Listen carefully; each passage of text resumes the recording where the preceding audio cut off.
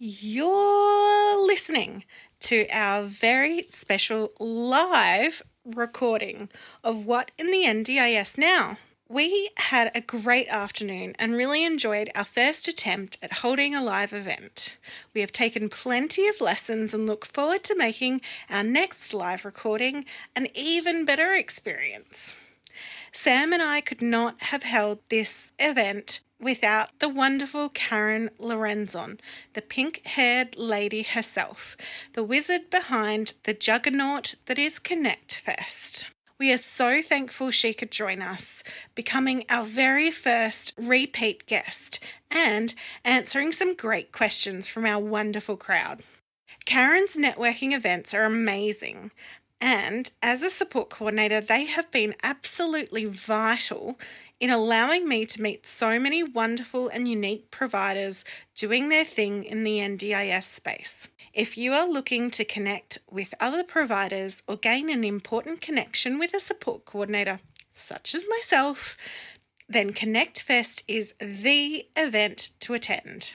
Konnect FEST is simply the best networking opportunity in this field, and I have met some of the most important contacts I have at Karen's events in the past, including my co-host Sam Rosenbaum. There are plenty of opportunities throughout 2024 to come along to Konnect FEST events all over Australia. Konnect FEST will be held in Logan on the 2nd of February, which is a day event, and I will be at that one. And then there is a Gold Coast event on the 16th of February, which is a nighttime one, which I'm really excited about. Karen is then in Sydney for 4 events in 2 days on the 20th and the 21st of February. And there are plenty more coming up, including some regional events.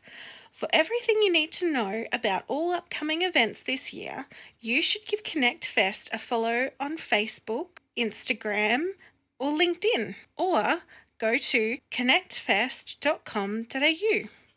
While you're there, be sure to check out the sponsorships and packages Karen offers, which will do wonders to get you and your business out there. Once again, thank you, Karen, for making this live episode possible, and a huge, huge thank you to all of you who attended.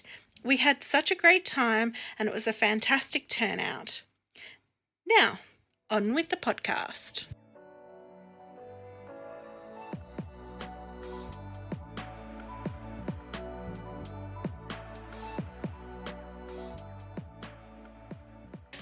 We acknowledge the traditional owners of the land on which we podcast, whose stories have been told for thousands of years.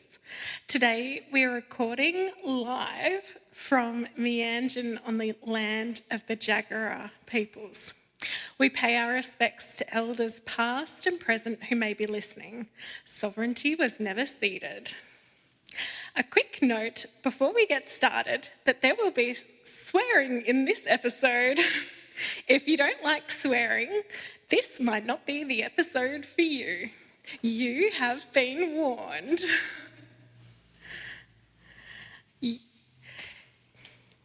You're listening to What in the NDIS Now, a podcast where I, Hannah Redford, and my friend Sam Rosenbaum interview participants, providers about all things NDIS.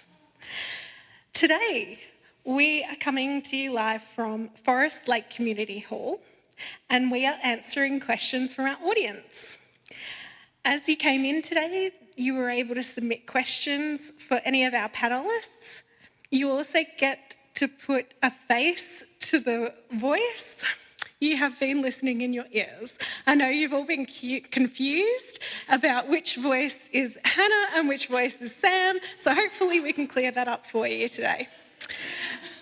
So let's get to who we are. Starting with me, I'm Hannah, and I have been in the disability sector for over 10 years, but my daughter is 18, so really 18 years. and I have been a support coordinator for 5 years. I founded Tulip Coordination in 2021 to specialise in supporting the LGBTIQ+ community, and in particular transgender participants who often don't have people around them who understand what is happening for them. I have 3 amazing children, which all 3 of them are here today. 2 of them are on the NDIS, so I know what it's like to be a participant. I have also trained support coordinators and provide supervision and mentoring to support coordinators around Australia. This is Sam, my awesome co-host. He is an NDIS compliance specialist with a wealth of knowledge of the sector and business operations.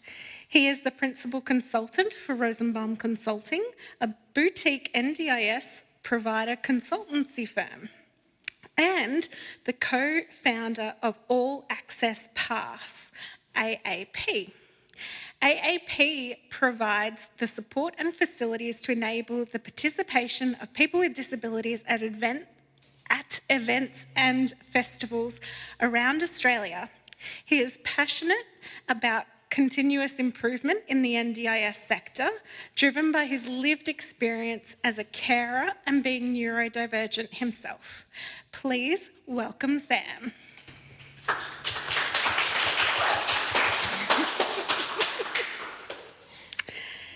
Introducing our very special guest, because I've got to leave the best for last.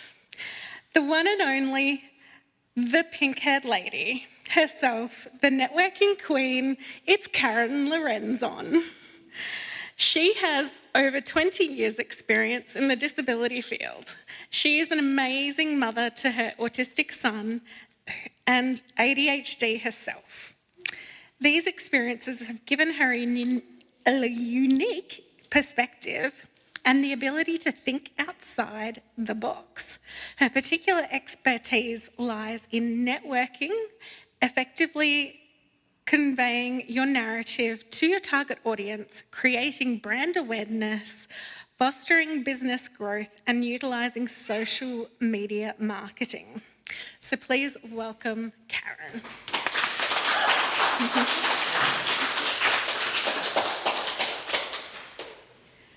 Hi Sam, how are you going? I am very excited, Hannah. Yeah. Very excited. Have you been doing anything fun recently? Sweltering in the Queensland summer Oh my goodness. humidity. It's so humid. It's so awful. All right, let's get to some fun questions. Okay, first up. Hannah.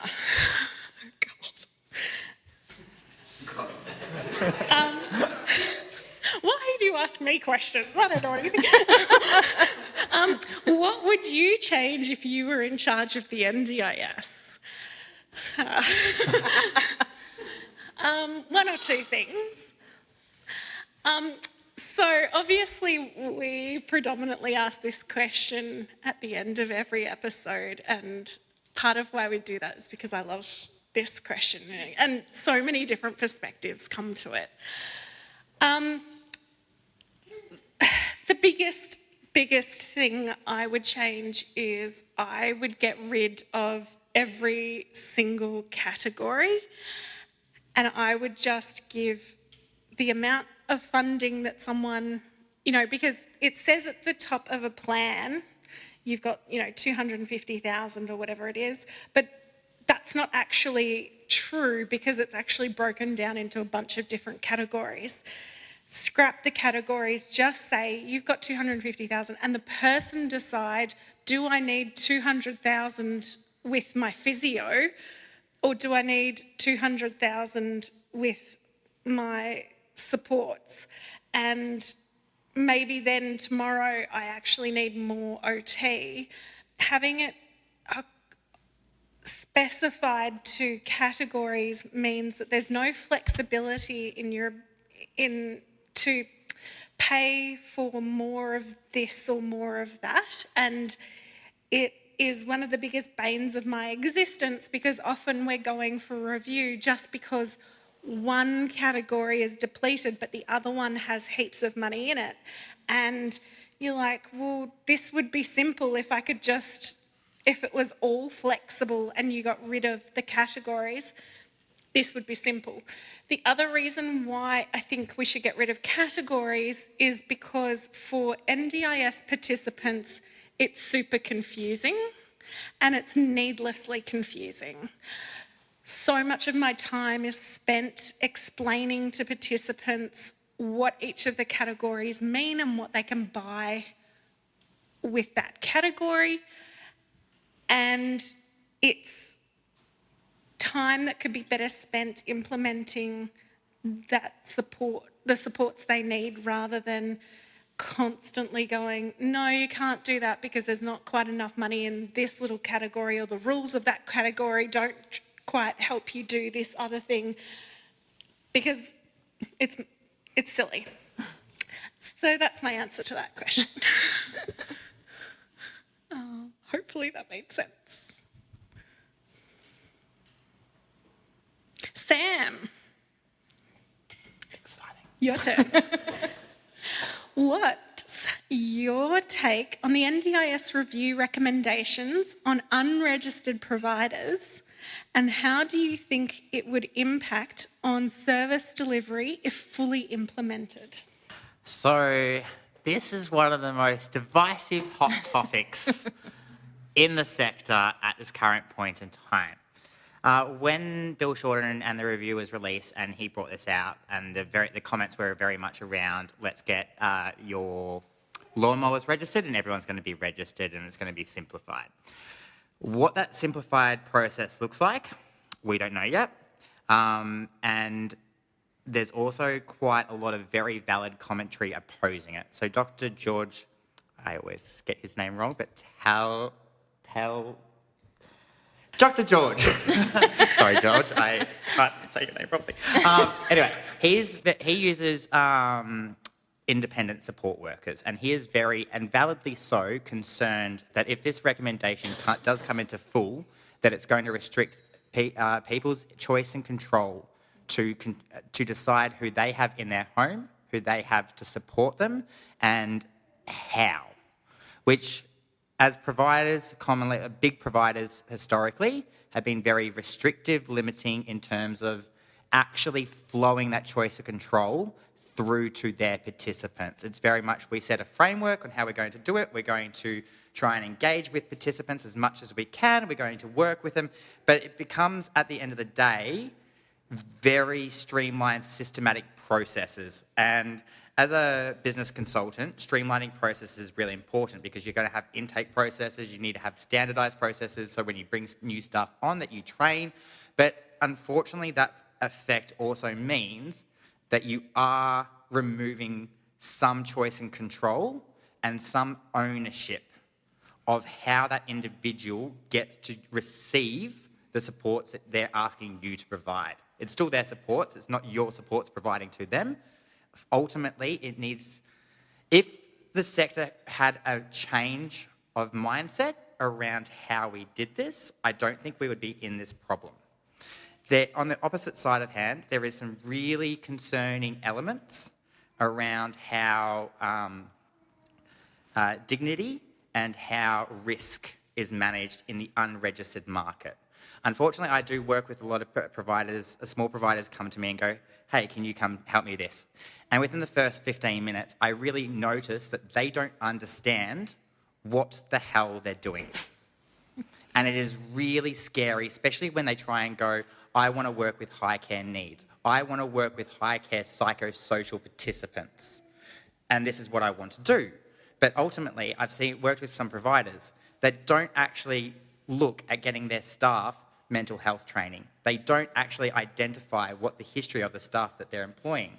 Unfortunately, recently we've seen some very bad examples from registered providers as well as non-registered providers where we've had deaths of participants because of staff negligence. And this is kind of where the review and Bruce Bonhady and Lisa Paul was coming from, as going, we need to try and mitigate this risk, mitigate the impact of participants. And at the same time, us as taxpayers don't want to be forking out $34 million a year for unsafe supports. That's not what we pay our taxes for a hoo-ha of a market, but that's kind of where we're coming to at this point in time. So the effect of implementing it means that things need to change. At the start of the year, I made a LinkedIn post where I was like, we need to change our thinking and we need to change the way we do it. I fundamentally believe that. Will registration solve this problem? Most likely not. Will it help to support?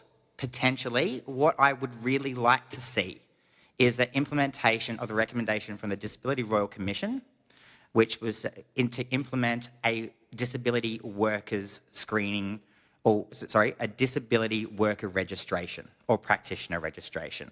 And that takes the APRA model and puts it to disability support workers. So the onus is more on our employees, the independent support workers that participants engage with, to ensure that they know what they're doing. And yes, there is a concern that independents might start exiting the market if we go to registered. I'm not worried about that because the really good staff and independents in the market right now have qualifications, have experience, that if this system did get brought in, that they would be able to transfer those skills and become registered or enrol as a registered disability support worker. And at the end of the day, that means there's more onus on them to understand disabilities. Because right now, I don't have to understand anything about anyone or any type of disability to become a support worker. And quite frankly, that is a real scary thing. Because Dr. George is very smart. He's got doctorates. He's very intelligent on lots of boards and been in the sector for a very long time. He knows what he's looking for. He knows how to interview and he knows how to screen. The reality is a lot of participants, unfortunately, don't have that. But if we can get a system where it supports both Dr. George to employ the staff in a way that he wants to, but at the same time ensure that participants that don't have that same knowledge or savviness are protected as well. And that cannot be a bad thing. They just need to make it cheap enough.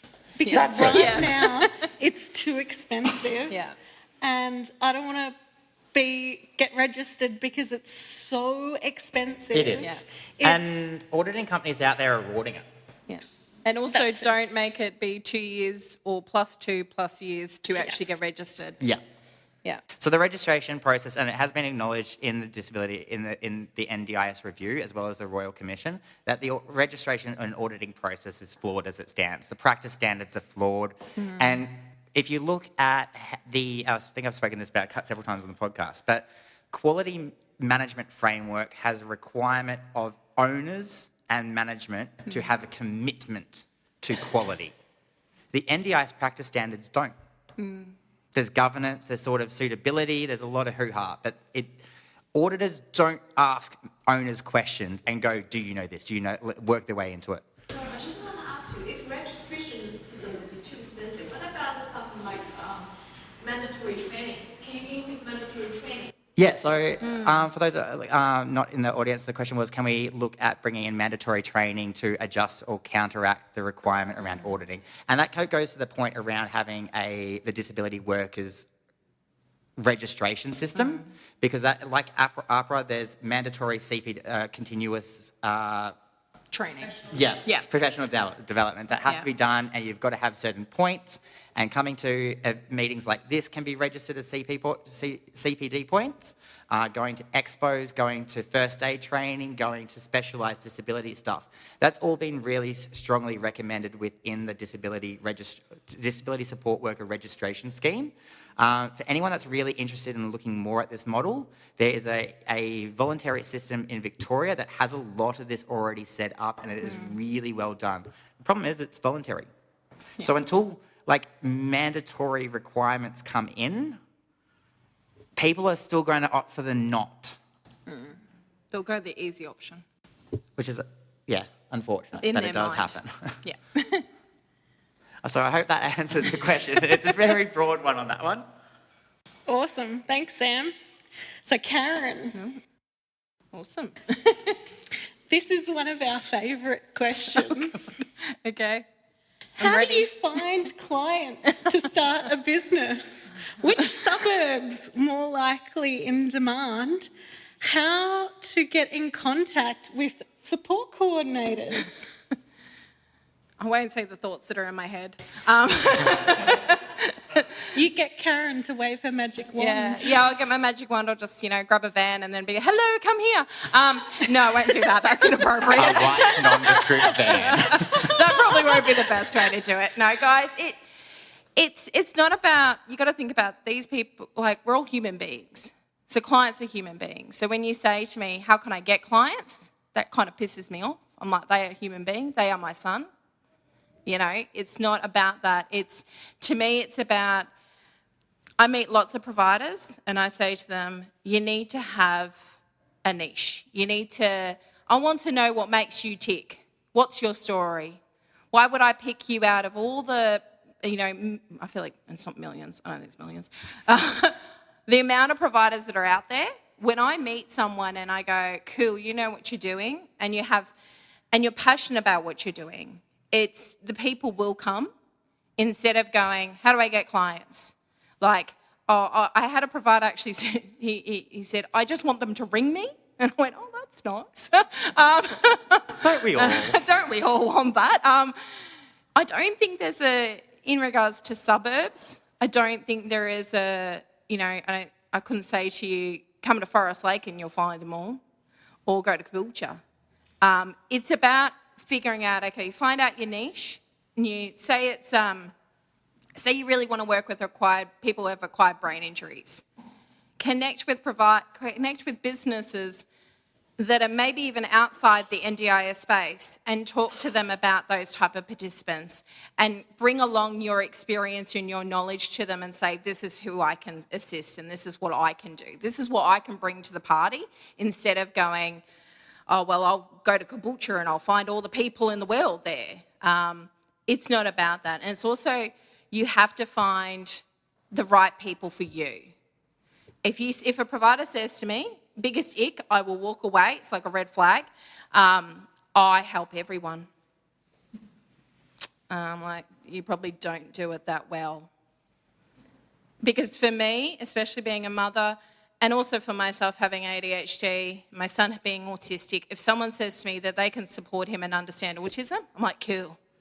I will, as your mum, you kind of grill them a little bit and you're like, okay, well, do you know what this is? Do you know what red zones are? Do you know what green zones are? Do you know what a person is when they get heightened? If they cannot answer 3 simple questions, they don't understand autism. They can't help my son. So it's about more, to me, figure out your niche, figure out what, and also if you own a business, do the things you love, don't do the things you hate. Because, even if you hire someone, they'll get sick. They'll go on holidays. You'll have to do the things that you don't love to do. So it's really important to put yourself out there, share the things that you love to do, have it as a niche, and don't be like, the only other thing that I can say to you in regards to suburbs-wise is to actually have a look. I can't remember which site it's on, but there's The NDIS data site. Yeah, so it has the stats. I don't know if you guys have seen the stats where it says in certain areas it's more how much participants receive funding for. I would also, if you're thinking about expanding, don't expand, if you're in Brizzy, don't expand, say, to Melbourne. Think about the regional areas. They are screaming out for good providers, because unfortunately in some regional areas it's just providers that are been there forever and they've kind of lost their way. But yeah, hope that answers the question. I love that you mentioned regional areas. Yeah, I love regional.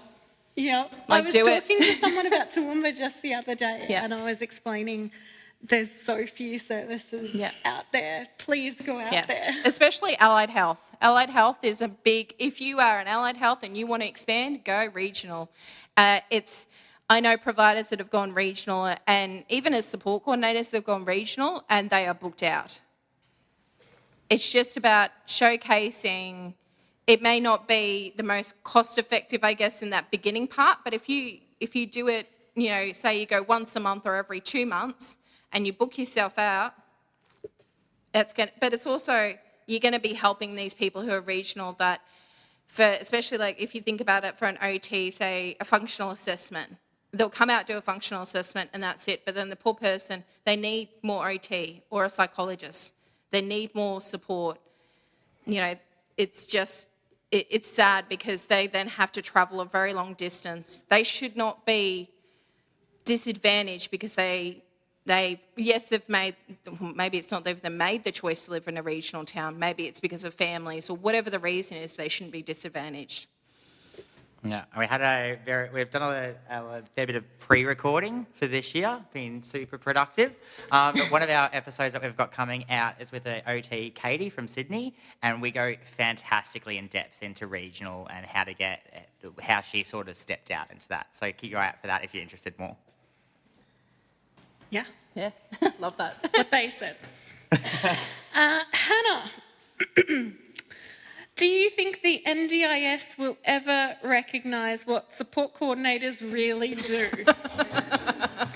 No. Question answered. Done and done.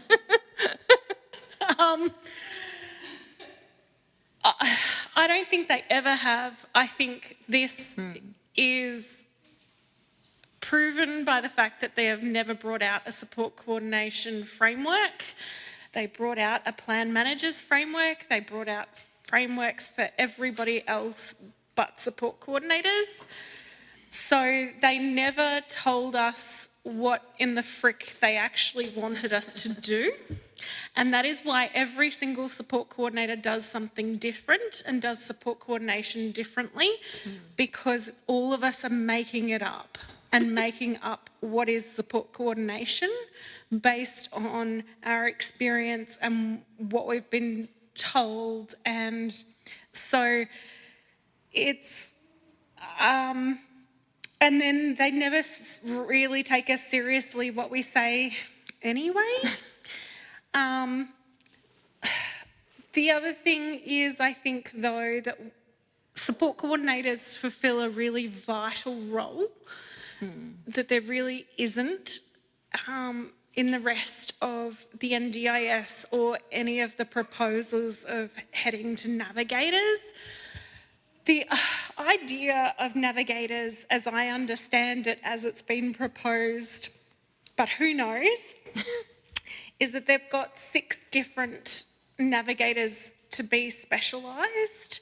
Now, my concern is that what if you're complex, as most of our participants are, and do you get 3 different navigators for 3 different issues that you've got? Like, how does that actually work? And it feels like no one's thought this through, because right now, as a support coordinator, I can be across someone's entire life. But, you know, it concerns me that they're going to effectively silo what was support coordination. And I think that it will go badly, and I think they will realise very quickly, and then they will turn around and go, oops. That's a big oopsie-daisy. Yeah, as they did with like the independent assessments, where they very quickly turned around and gone, oh, actually, we're not going to do that. I think that will be the same for navigators, because I just foresee it being a shit show. So, yeah. And I think the fact that they have even thought of bringing in navigators proves that they don't think that support coordinators do a good enough job. And I think that the reason that they don't think support coordinators do a good enough job is because they didn't give us a framework. So they can get stuffed. I was going to swear, but then I I'll save that for later. And it gets more heated. Sam, back to you. we talked, this is sort of going on your question before. Yep. So we talked a little bit about everyone getting registered. What are the they're thinking of different levels of registration. Do you know what they look like? Look, I have sort of dived into it, but based on the recommendations around changing the implementing the Human Rights or the Human Rights Act and putting a lot more legislation in, bringing in changes to the practice standards, bringing in changes to systems altogether. I think even the reviews don't quite know how it's going to work. And what I've said kind of with the navigators, I'm kind of excited by the idea of navigators, not so much of the impacts the flow-on effects that Hannah's talked about, but more of the opportunities that it presents for individuals that don't have NDIS, that don't have any support and don't know where the fudge to go. That is, I've had partners in my past that I've tried to connect up and get into systems, and I've had to be that support coordinator for them because they haven't had anyone, and I can't get them into a social worker because Centrelink's got a backlog left, right, and centre. I can't get them a autistic review or a diagnosis because it's a $3,000 entry sort of cost associated with that. Having a navigator in the function that kind of is described where it's open to more people with a disability, not just those with an NDIS plan, does make some excitement to me. But going back to the question around the registration tiers, I think it's too early to really ascertain how that's going to work because there's too many more questions that the review has posed and too many dependencies that have to be put in place before that's got to happen. So I think it'd be too much to jump down into that space just yet because the basics that's in the NDIS review is not quite solid enough and there's too many more questions that have prerequisites to happen first, and state governments are involved in this process. And we're open for changes several states are changing, going into election very soon. We're coming up into a federal election very soon as well. I don't want to necessarily answer that one because I reckon it's going to change rapidly and be a very evolving sort of step. So I'm kind of like more interested in some of those prerequisites that need to happen in the lead up that will set the foundations for anything that happens moving to registration type 2.0. Sorry if I haven't quite answered that question, but I just don't think it's too many variables at this point in time to say for sure that yes, it's going to be what's in the review, because I'm very doubtful that it will be. So I'm going to go to this question because it kind of flows on from that. Do we foresee the role of support coordinators becoming obsolete with the recent NDIS review and the implementation of navigators? What is my personal business plan? The answer to that is really that I'm waiting and watching the space. I don't have a plan right now because I think that we don't actually know what's going to happen just yet. There's not enough information, there's not enough responses from the government. It's too hard to plan on too many unknowns. If it does end up moving to navigators, and I would absolutely tender and try and go down that road. I think it sounds like the tender process for navigators will exclude sole traders, not that I'm a sole trader as such, but I think it excludes smaller support coordination companies and will end up being with the big guys of like Carers Queensland and the Catholic Care and Anglicare type people. I think that's another reason why I'm quite concerned about the navigator role, because right now I'm able to go out into people's homes and face-to-face talk to them and write all over their plan and explain things to them. And I'm concerned that the navigator role going to people part of a big company will mean that they will be in an office somewhere and become very detached from the people they're supposed to be working with. So that's more on that concern. And I think that people will feel just like a number instead of actually a human being if it goes that way. There's a good episode that we've got coming out as well. I love how many episodes we've recorded. It's been a great run. Little plug. Who did the podcast? Last one? Anna. No, the gentleman. Sunny Coast. Simon. Yeah, so we've got a Simon who is currently working in the therapy space as a counsellor, but he also was previously in LAC. And he left that sort of space because of when it went very much away from person-centric and having in face-to-face meetings through COVID. He had to leave because of it was draining. Yeah. And it does have that same sort of feel, though. Hannah and I have been having lots of conversations around navigators and the disparity between how we can sort of work flexibly right now versus what that framework may look like. And I reckon will still be some sort of function that support coordinators will still need to feel that navigators can't do because of the framework set out. So I don't know if the word is obsolete. I think you'll see something come back eventually after navigators, because I don't think navigators, I'm pretty sure navigators is going to happen.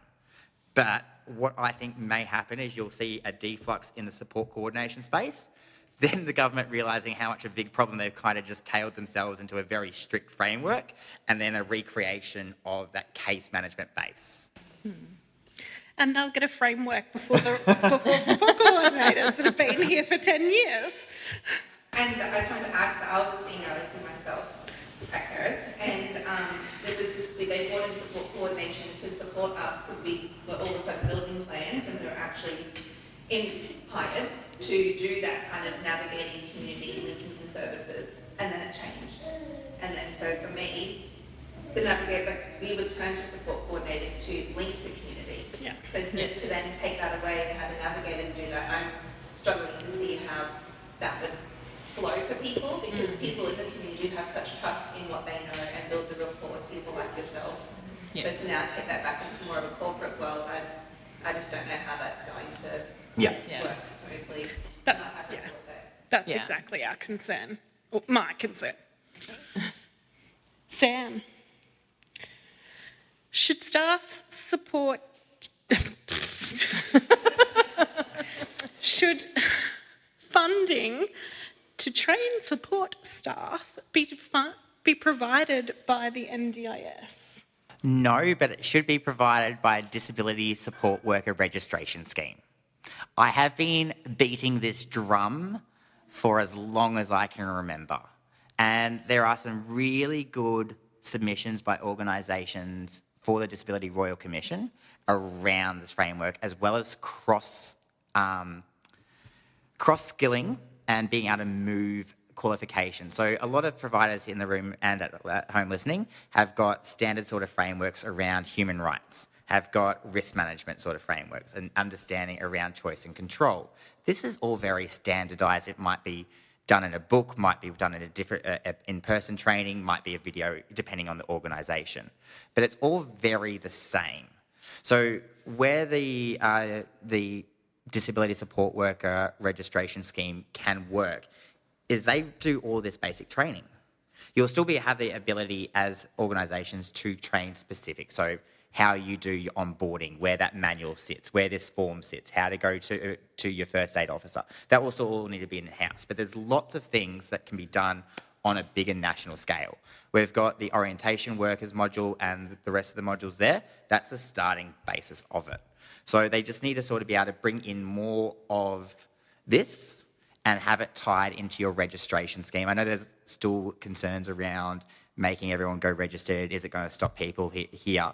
But if I asked everyone in the room now to raise their hand if they thought that they would not go get registered for a disability workers screening, I'm pretty sure no one would raise their hand right now, and no one at home would be thinking otherwise. Because you're in the industry right now. The Victorian framework has very simplistic measures to explain that you've been in the sector, this is your experience, this is what you've been working for, these are my qualifications. You get your registration and it starts flowing in. It is a fantastic thing that needs to happen to ensure that quality, because at the end of the day, we're employing, as employers, as providers, we bring in people into our organisation that then we're taking into people's lives and homes and expecting them to be able to do their job. It is very costly as providers to ensure that quality, ensure that understanding, and then at the end of the day, if they don't do it, we're the ones that bear the price. We're the ones that lose registrations. Directors get fines, people go to jail, there's lots of stuff, but at the end of the day, there's not as much onus on the worker as there is the provider. But they're the ones that are doing it. So if they don't have that accountability other than potentially losing their job and going to another employer, but we're left high and dry dealing with massive amounts of legal challenges, NDIS, loss of registration, banning orders, because of a worker's decision to go to sleep on the job, be on the phone, not talking about anything that's recently been in the news. Yeah, that's the word. But yes, I think it is very important that we are like multi-train, multi-skilled, because then you're not spending your money, your time in upskilling staff for them to go to somewhere else, but at the same time, they can't necessarily take that skills with them. Whereas if it was a national framework that it was done from a regulatory point, that everyone has the same sort of modules, there's options for learning more, it also means that there would be more opportunity to have training and understanding around specific disability types, which is not there in the current Cert 3s, diplomas, masters even. They're very broad spectrum, there's not much specificness to it. And it's not very tailored for individual support, where bringing in this kind of scheme would start to provide the framework, the training, the understanding to get that in place. Cool. Do you want to come talk at the mic so that it actually gets recorded? People at home, Jason. Go, Jason. I'm in the business partner, so it's okay. I'm going to have to stoop. Wonderful. Yeah. Just a follow-up question with that. Most, for example, in different industry, you actually upskill yourself. It's not a broad spectrum. So why should the NDIS do that? Because it's for vulnerable people. You wouldn't go to a nurse that didn't have a registration. That's true. But a nurse have insurance to cover themselves. Support workers are covered by our insurance, but at the same time, if we want to do as business owners, if we want our staff to understand very specific disability types, and let's take All Access Pass, for example, because we're looking at high care needs, we're looking at psychosocial participants, and we're working in high numbers, areas, in public spaces. Some of the events we're looking at going to have 30,000 people coming to them, and we're thinking of bringing people with psychosocial or social anxiety to these. So we need our staff that know intricate details of how to de-escalate. If we're taking Karen's son when he turns 18, he's only 9, so we've got a little bit of time. We need our staff. Mine's 18. You can use mine. We need. My question is more, why shouldn't the organization take more responsibility to upskilling their own people? Why should it be a blanket? Because you use nursing as an example. A hospital is not going to go out there and upskill their nursing staff. They're going to have the expectation that a nurse will come in with that qualification. They may upskill to a higher level, but they will have a baseline qualification coming in. So why shouldn't it be as somewhat? well? So I would say as well with that say with nurses, they all do come in with a baseline of knowledge. Yeah. And right now, not every support worker comes in with a baseline of knowledge that you can rely on. And so what Sam is trying to say is that the government could implement a baseline, and so you can go, we know that every single person who is saying they're a support worker has this same baseline of knowledge. Yeah. Thank you so much for that. And it doesn't have to be a Cert 3. Yeah. There do need to be, what's the word I'm looking for? Mechanisms to ensure that the staff have a basic understanding, have first aid sort of training, understanding of certain things, but then you can specific and tailor it. And it probably starting to go outside of the question scope, because I'm forgetting actually what it was. But yeah, it presents quite a lot of opportunity to ensure that we can bring staff over. If you're looking at onboarding staff, and rather than having to go through the intricacies of every single manual policy, sort of overarching principle, they've already got that. If your staff is exiting as well, they're going out with that kind of basic knowledge. And ultimately, if we can find a way that we can lessen our overhead costs for running training, will mean that we can actually do our jobs a lot more effectively, and also then puts more of the onus on the staff to go home, open a textbook, open a piece of literature, open some sort of journal, and start getting information themselves. Because the information and the knowledge that I've held, I haven't been in a classroom for this. There is no classroom that can kind of bring you in the intricacies of NDIS compliance and also the overlapping intersectionalities of everything else that we kind of deal with. That's self-taught. That's a earning for knowledge and a love and passion for this sector that has driven me to find out every detail, find out the dots, the I's, the T's crossed, how everything kind of interacts, and where the nuts and bolts of every legislation piece kind of overlaps. But that's one of the benefits of how my mind and brain sort of works, and not everyone does that. But if it was enforced or there was more requirements on every staff member doing that, would have less staff that go home and go, hey, I was just working with Bob and it was really, really good. And I just took him to his doctor and he had to go get this medication. Oh, and this is it was just around the corner from this location. And it's really scary, I think, we've seen it that, people support workers have started talking about participants and their names and about their diagnosis at a cafe, and you're sitting there and you're like, excuse me? If someone said that about my son, I'd be like, whoa, Mama Bear would come out. You wouldn't want to see that. But I just think it comes down to being, what I said before about, having a support worker with the right skills, because at the end of the day, if someone, say they have psychosocial, that they want someone who will understand what they're going through. They won't understand as in I know how you feel, never say that. But you get it to a point where you can actually support that person and give them great support, instead of being like, why is Frank doing that? That's a bit odd. And judging that poor person, that they just need someone who actually gives a crap and will support them the right way. Yeah. I think the original question being about who should fund training for support workers, one of the things I will say is that I think there is or should be some scope for a chunk in people who are quite complex. Yes. Because there are times when you specifically need to train everyone on that specific person. And in that case, yes, I think having a chunk of training money in the individual's plan would be useful in that circumstance. As long as everyone first has a baseline of knowledge, we can then move them on to the more individualised bit. Yeah, good point. Yeah. To wrap that up. Yeah. Do you come over to the... Come on. Can I play devil's advocate quickly? Yes. And obviously, I completely agree with the stance that you guys are taking. But if you're introducing a baseline model for support workers to have to train, what happens when you bring in this model and support workers suddenly don't want to do it and they start flocking off to other industries?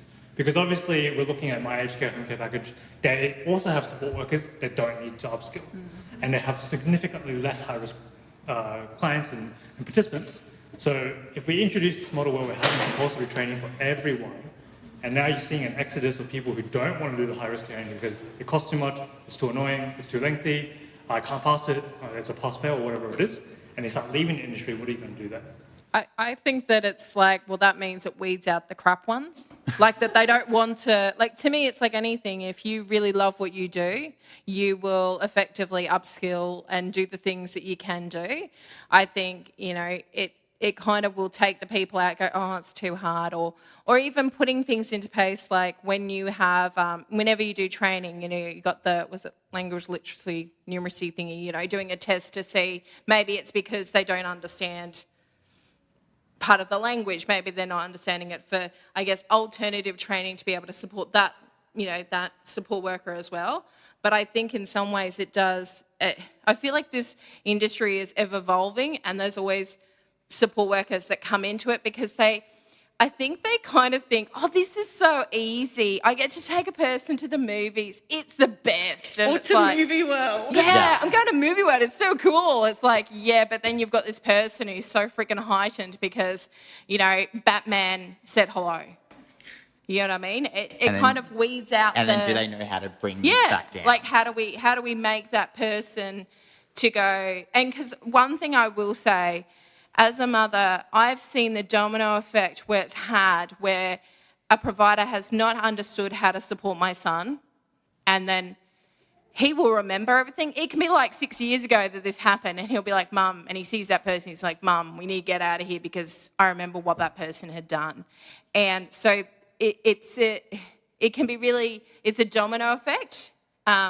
It can, as a parent, it can make you not trust a provider, but also as a participant, for my son, he's like, I don't want to go there, Mum. Like, what if the next place is exactly the same? And then I have to be like, no, they're amazing. Like, there's nothing wrong. Yeah. They're awesome. But I think it is right. If we had to go into a qualification base, I wouldn't be in the industry. It took me a very long time, in fact, 6-7 years after I finished high school to actually sort of go and recognise that I did have the skill set, did have the understanding to start my business. I had development delay. I had lots of problems growing up as a kid. And this is why I love the Navigator program and some of the foundational supports, because if they were more prevalent, it would have helped me. Because I wouldn't need NDIS supports, but I needed foundational supports. I needed understanding around how to do school, how to work school around me, how my brain kind of works in certain ways that most people don't even understand. So having that sort of framework probably would have excluded me. Yeah. But I don't think it's about having the qualification. It's more having the requirements to understand. Go to lectures. Go find out more information. So the more that you can understand, like with Karen's son, how do I de-escalate once? Yeah. If he's going into that red zone where, you know, you can, if you've ever seen with an autistic person, if they get to a certain point, there's a point there that you're like, oh, hell's breaking loose. He's red zoning. We're not going to get, it's not going to make any sense to whatever I say to him will not make sense. And there's no sort of classroom, or coursework or a test that's going to mean that you know how to de-escalate from that point. That comes with lived experience. But understanding to what to look for, how to sort of work with that person, some also calming. how to identify before it goes to the red zone. I've seen participants before with providers and they tell me a story and I'm like, okay. And it was a young man and he actually, he escalated so hardcore that when they went into somewhere, he smothered shit all over himself. Now, when she told me the story, I was like, I could foresee where he had heightened, where they could have stopped it and could have helped and supported that person instead of having that for that poor person as well, that young man doing that because he felt that was the only way that he was non-verbal as well, to get that, what he needed out. And my thing is the domino effect for those poor parents that they come home and then you're like, they cleaned up us as best as they could, but also like having to then go with that domino effect. It's quite profound. an experience for participants, and that's why sometimes participants and then families kind of go, I don't know if I want support. And it takes them a while to then gain the support, and that's why they're a bit more intense than other ones. Yeah. So from that sort of key devil advocate point, it's not about making it harder. Yeah. It's just ensuring that we have people that are seeking that information, are wanting to be in the industry, not looking at our family members, ourselves, as a paycheck. Yeah. Because that's where we end up with staff on their phone, on Facebook, bringing participants back to their house, letting them sit in front of the TV and the aircon while that staff member goes and gets ready for the house inspection tomorrow, which I've actually reported a friend back to their organisation because they told me they did that. And I was like, get fucked.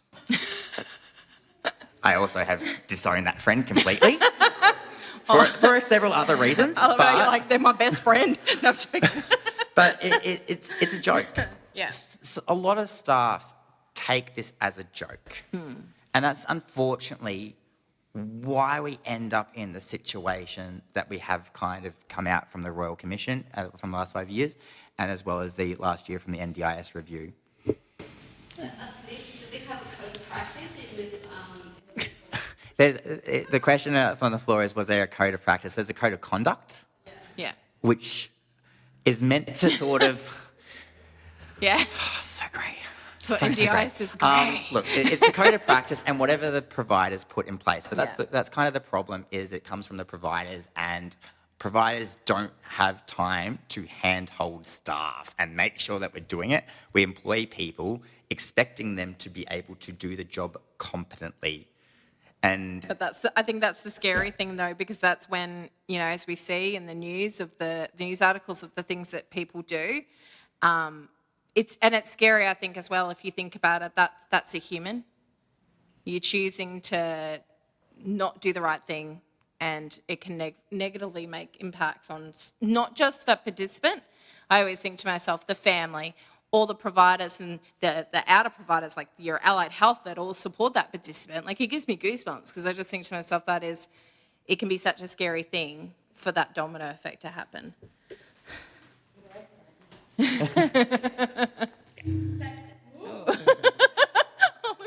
Back to the training, I just wanted to suggest as well that having that minimum baseline training, I think would actually make the job go better. And then you would actually increase the retention of good support workers. As a behaviour practitioner, right, often what I feel like I'm doing a really surface level job of, hey, don't yell at the participants, and maybe treat them like an adult in their own home, because they are an adult in their own home. Yeah. And all of a sudden, everything kind of gets better, and I'm not needed anymore, and that's great. And of course, sometimes things are more complex, and a lot of the time we work with really skilled support workers who, we need to have more really specific strategies, but it is kind of upsetting how often the training really is this really basic training. It's a waste of my time. Yep. It's a waste of the participants' funding. It's a waste of the organisation's time, and they're hesitant to do too many trainings when you have to pay an entire staff team. So I would suggest that mandatory training might actually improve the workforce. Yeah. I totally feel that from a behavioural support point of view. Awesome. I think that's question answered. Yes. Asked and answered. Okay. We've got a good one for all three of us. Who is making the final say when it comes to funding being approved or denied when it comes to services? So essentially that is the NDIA, a planner at the NDIA. Even if you see an LAC, the participant will see might see an LAC if they're low level, and they might see a planner at the NDIA if they're more complex. Anyway, either way, the plan goes to a delegate to be approved. So all of the information that they've gathered at that meeting, and all of their notes of the person who you spoke to, then heads along the chain to the next person. Part of the issue is that the person that speaks to you then has too much compassion for you, and that's why they can't make the final decision, and that's why it has to go to someone who's never met you and never spoken to you and will only read reports written about you. So that is who is making the final decision. Who makes the decision on which services to use is down to the participant when they're in consultation with their people around them, and hopefully one of those is a support coordinator who would support that with giving them choice and control. So sometimes they will deny, say, the one I get a lot is if someone has autism, they often deny physio. And they go, well, autism is neurological, you don't need physio, which we all know is bullshit. Yeah. So, so that's sometimes also included. So that's why we need amazing, robust, really harsh reports by all of you lovely, amazing people, so that when we pass it along to the NDIA, the person at the end of the line who gets to read it all will actually approve everything we're requesting. And if anyone ever tells you that your report, it doesn't matter because your reports never get read, do not listen to that person. Because even if your reports don't get read right that second by that planner, if we have to escalate, it will be read by the people at AAT. So make sure your report is on point. Very helpful. My That thank you. soapbox. Yeah. So the short answer is Yeah. a person in an ivory tower with no real understanding other than what they're given in front of them on a piece of paper, and the participant gets to decide what supports get in place, and let's hope to God that they've got some good And supports around them. we hold our fingers and cross them. Yeah. That's what we do.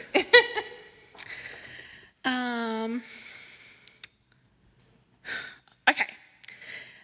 There was a couple of questions along these lines, so I'm going to kind of combine them into, it's about scheme sustainability, which I cringe at because it makes me angry.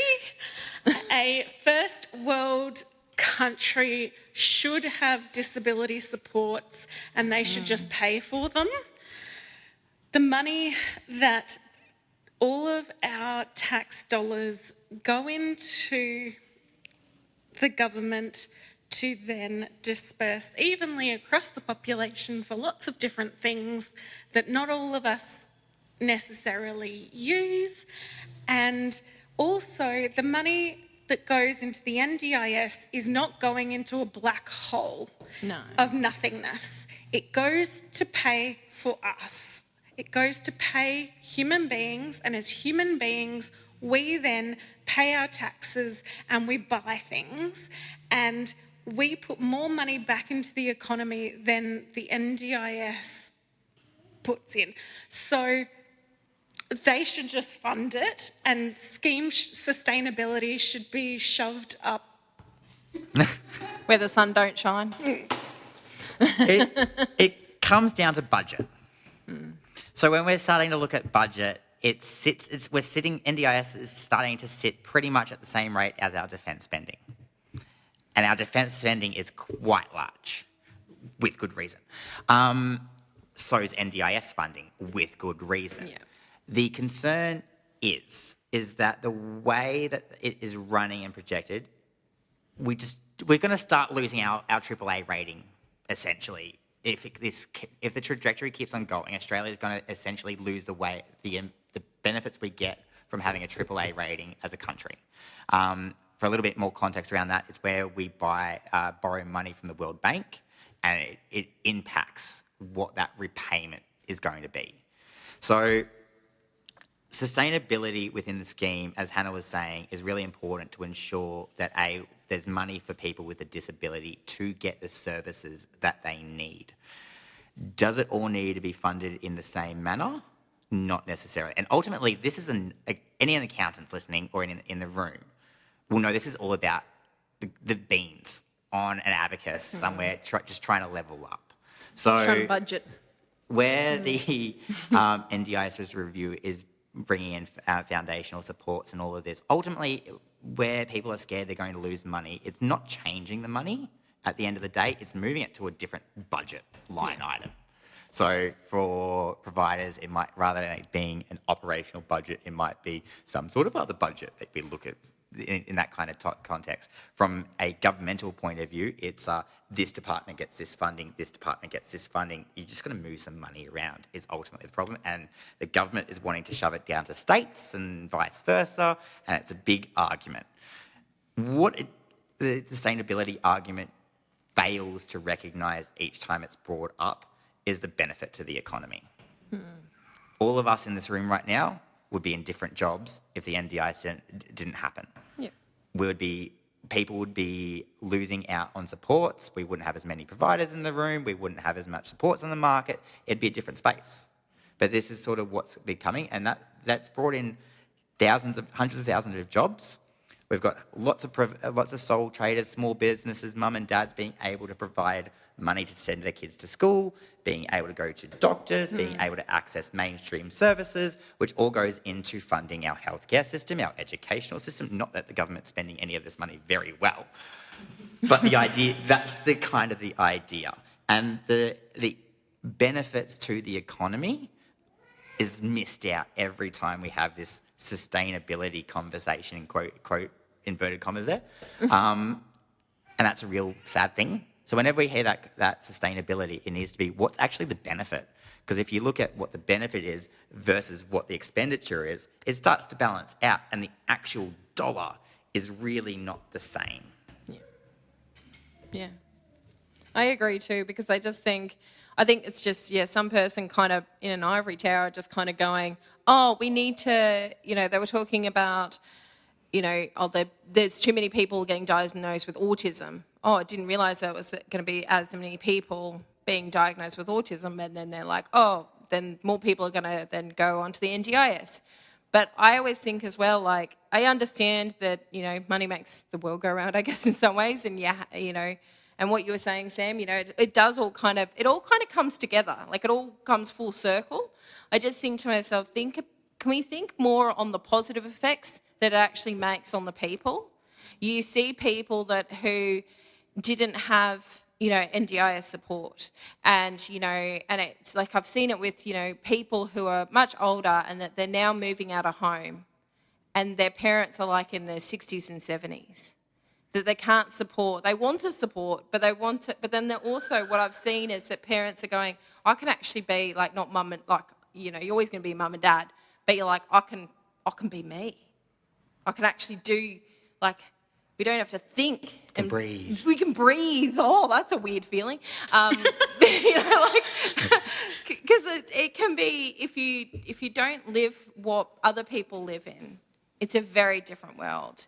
And you're always thinking 10 steps before, when you have other children who don't have a disability, you can just be like a bit more, it's just different. It's just a different world. It really is. But I just think sometimes they should think maybe not so much with their head, but also like look at the positives and actually talk to the people as well. Like, they've talked to a certain amount of people, but it's like really in the big scheme of things, it's quite small. So actually talk to more people and get more instead of it all just being negative, let's think about more positivity. No. The last thing on that sustainability point is also clamping down on fraud. Yes.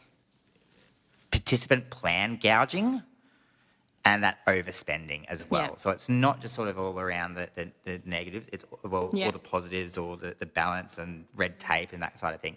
It's about focusing on ensuring that the money that us as taxpayers is spent appropriately, and providers need to really start thinking about, since we've got the change to the code of conduct around price gouging essentially, so making sure that there's no double payment, so NDIS has more expensive than someone that doesn't have NDIS. That's just a rort. Going out and finding participants that have huge budgets so you can do 11 hours a day. That's not okay. If the participant needs 11 hours a day and it's justified and that's why they've been given that plan, then by all means, you should definitely be doing that. But I unfortunately have been seeing providers going, we will only support you for 6 hours a day because that's what we're told our staff. Yeah. And then a participant might only need an hour in home care and medication management because they're on a positive behavioural support plan for medication, but you're actually forcing them to spend 6 hours a day every day just so they can get medication, even if they don't need support for the rest of the 5 hours. But it has been good in regards to, I mean, I think it was me and Sam were talking about it. It was that, like, 2 or 3 years ago, I called it the naughty list, which is, the banned list. It was like maybe 2-page document. If you go have a look on it, it's quite a good read, actually, to see all, like, the people that are actually on the banned list. And it's good because it means that, yes, there's the negativity about what bad people are doing, but they're getting in trouble for the, it does take a little bit longer, but they are still getting in trouble, and a lot of people are, being banned, which is really good because it's like, at the end of the day, that's someone's life that you're pretty much screwing around with, and it's a trickle-down effect, and it's just not nice. Cool. All right. Next awesome question. So, it's got to be recorded, Jason. Thanks for that question. It's a brilliant question. It's just, you guys know, you guys don't. I am currently doing a master's in intersectionality, and I'm doing my research for my thesis, which is on disability here in Australia. And for that question, for every dollar the NDIS spend, $2.25 return to the government. So it's actually good for Australia. So I don't understand the issue with budget, and it's ridiculous. It's government bureaucracy. Yeah. It's They just want essentially more. the argument. They just want more. It's fine. Thanks, Jason. That was really handy. Thank you. So we had a really good question posed to me before we got started. In the real world, pricing of what we do is based on value. And now in the NDIS, we have the PAPL. And most people charge at the maximum. But not all of them provide that value for money. And so should probably, if there wasn't a maximum, should be, a little bit less. How do we bring a little bit more value to what we do in the NDIS if we're going to charge at the maximum? I'm going to say something. I think you should, as every provider, I always say think outside the box, but I actually kind of stopped thinking about that because I don't think there's a box there anymore. But for other people who don't think like I do, think outside the box. Like if you are going to, just think about it, if you go to a different industry and you go to, say you go to a cafe and you were like blown away by the customer service and everything that they did, and they just did those little touches that made you feel like, oh, that's really cool. Like, I'll go back there. But you go to another cafe and you're like, well, you get yelled at, you get abused, they abuse the staff, you get shit food. It's just not a good experience. It's the same within the NDIS. Give a bit more. Like I'm always saying to providers, give more, don't take. If you don't ever be that provider that goes, as I've heard stories, horror stories, providers go to support coordinators, hey, I do this, can I have a client? Yep, that happened. It didn't end well for that provider in that respect that to me, I think it's like go that extra mile. It's like anything, you will pay more. I will always, if I look at this type of supports that my son gets, if they go that extra mile, they're doing little things that help, I don't mind paying that. But if you're doing a shit job, well, I will probably more likely move on. But to me, I think it's about giving more value. Think about what you can do that will just be that extra bit. I think it's such a good thing rather than never be stock standard and boring. You'll never get anywhere. And also that you can charge less. Yes. It is only a maximum. It's a not choice. a minimum. And I think people forget this. And there's plenty of really great allied health people who do charge a little bit less. And so they should. Not support coordinators, because we haven't had a price increase in 4 years. So not us. You're like, no go on that one. We're $100.14. Yeah. And that 14 cents we earn. So in corporate world, there's a term called value proposition, or your value prop. So it's really looking at, as both Karen and Harriet says, what are you bringing to the table? Yeah. Why are you bringing it? When you think about your favourite hair salon, they do something different that nobody else does. They throw in free blow waves or they don't bong your hair up. Yeah, or you get like I go to a barber a specific barber because I get a bevy when I walk in the door. Like that was their little things in life. Yeah. It's the same price as the one next door, but they do things differently than the one next door. So I provide option A rather than B, where the value in terms of how the money and the allocation is for providers and anyone that wants to get a little bit more understanding in depth. They have on the pricing arrangements page the cost model, and that sort of breaks down how they came to the idea of the price that's in the max. There are a lot of providers. For example, if you're a mum and dad plan manager and you have 50 participants, you're making sweet fuck all, realistically, once you start bringing out. If you're a big plan manager, and you've got the staff and you've got the training and you've got systems in place that do help you with your job, and you've got smart sort of tech that helps you, it becomes a lot cheaper and your profit sort of things, and then you start reinvesting in your staff and you give your staff a lot because then they start staying. And there's lots of companies that do this really well. There's also lots of companies that don't. And it's kind of about your internal values and beliefs and how much you value your staff, because at the end of the day, if you don't have good values, you don't want to be in that company. Yeah. If you have got managers that micromanage, undermanage, or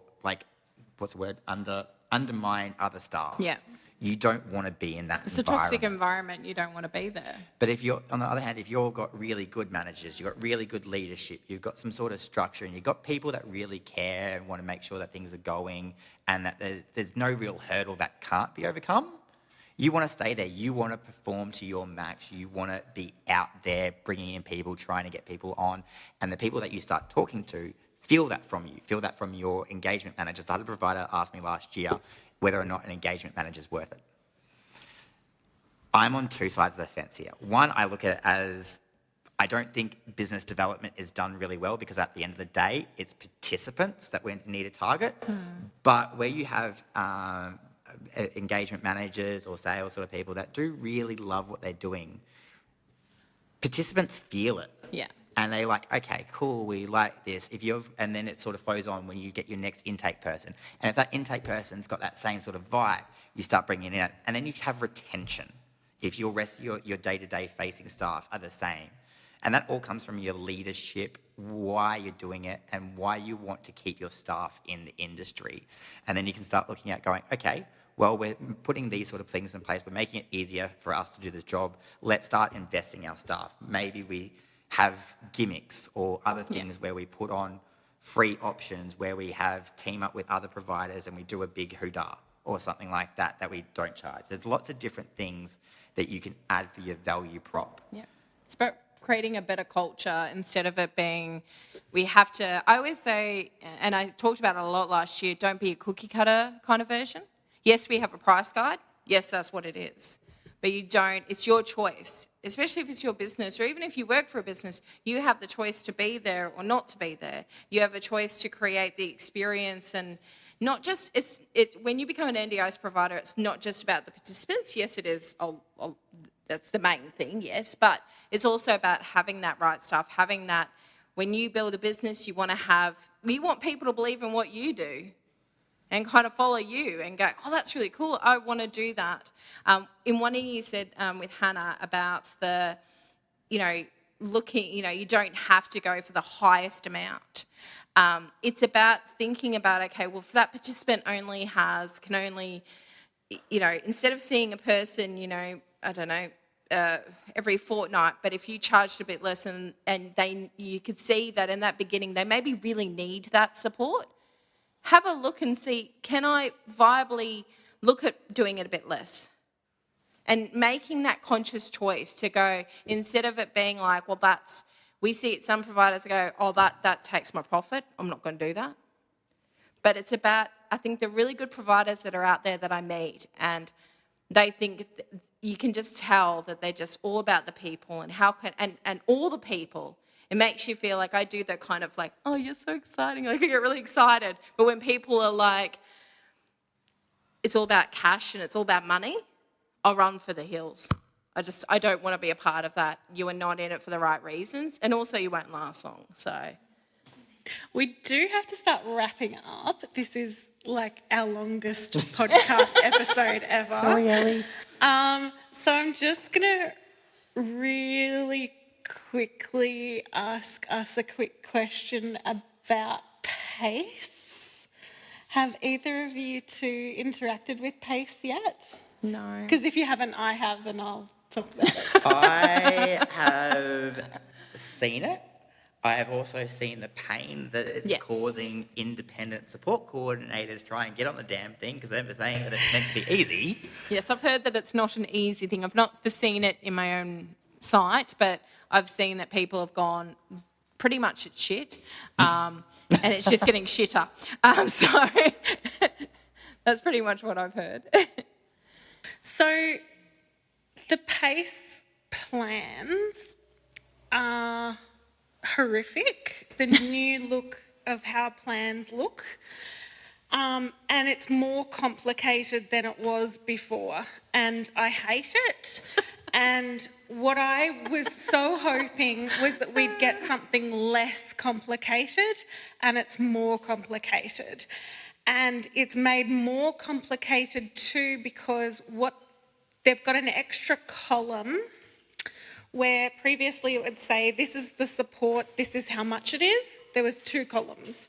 Now there's a third one, and in the middle on the third one, it has when the next lot of money will drop. So some people are only getting an amount of money, say, every 3 months, and then they drop the next amount. Even though you're funded, $50,000 in core, they'll say 3 months, and then they drop the next one. The participants I've seen a 2-year, or I think another one was a 3-year, and they were dropping every 12 months. But I do know I've seen others that are dropped every 6 months, which makes it harder because then we've got to go, okay, you've only got this much for 6 months before the next will drop. And if we mistime your funding and you run out of funding before the next drop, it's too bad. And you've just got to wait for the next drop. And I think this is going to put panic onto plan managers too, because everybody is going to be screaming at their plan manager going, why can't I access funding? And their plan manager is going to go, it's not my fault. I can't do anything about it. So the other problem that I have seen is parents who have 2 participants, one child who is on PACE, one child who is on PRODA. All of a sudden they can't see the child's one that is on PRODA because they've been able to get into PACE. So the system is a bit fucked. And I think they have to rethink it because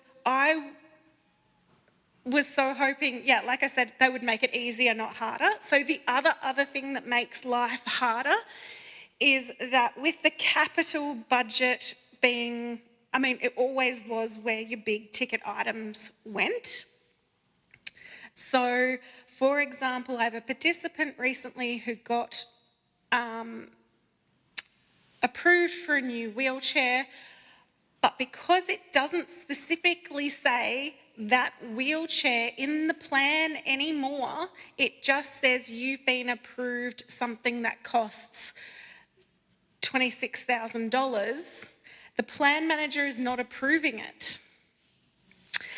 And then the information, we get for this participant, I got a budget breakdown from the LAC, and in the budget breakdown, it said the wheelchair was funded. But because the plan manager can't see it on their end, because it's not telling them in PACE, it's not telling them on the plan, they're not allowing that money to be approved for that. And I'm trying to tell them, yes, it was approved. But so I personally, as a support coordinator, am hating PACE at the moment. And it is making it more complicated and more problematic for people to access things like wheelchairs that we so desperately need. And I've got 2 participants currently approved for wheelchairs and having this same problem at the moment.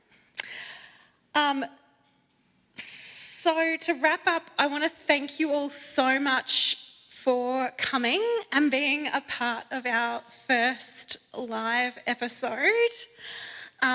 Please feel free to stick around and talk to each other and have some food, and there's some postcards for you to take. And if you want to take extras, because you might have other people you want to hand them out to at your office, please take extras.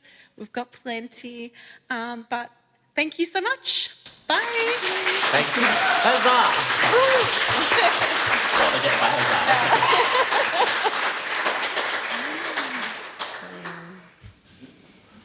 Thank you for listening. Please share with people you know. Until next time, as the Green Brothers say, don't forget to be awesome.